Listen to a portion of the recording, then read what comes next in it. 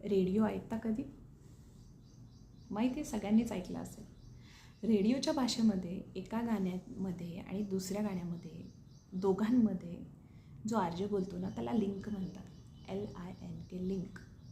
आणि बऱ्याच वेळा आपण बोलता बोलता पण म्हणून जातो ना की तुझी लिंक तुटली आहे कुठेतरी, तुझी लिंक सुटली आहे कुठेतरी. ठीक आहे ना, की कधी कधी लिंक तुटून पण जाते, कुठे कुठे चुका होऊन पण जातात. एका ठिकाणी एक बॉल जरी चुकला तरी पूर्ण मॅच तर आपण सोडून नाही देऊ शकत ना. आपल्या लाईफमध्ये, आपल्या पूर्ण आयुष्यामध्ये कधी कधी काही काही चुका होऊन पण जातात आपल्याकडनं. काही काही गोष्टी मागे राहून पण जातात. सगळ्याच गोष्टी सार्थ नाही होत. कधी कधी सुटतात पण काही गोष्टी. पण त्या गोष्टीमुळं पूर्ण आयुष्य आपल्याला गडबड नसतं करायचं, जस्ट होऊन जाऊ द्यायचं.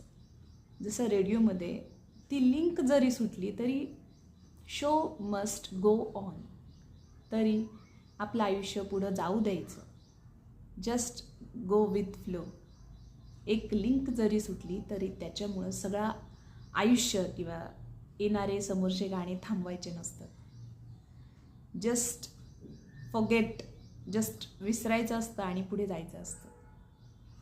कारण लाईफ त्याच्याने सोपी होऊन जाते. लाईफ असो का गाणे असो, कधीच कोणासाठी थांबत नसतं.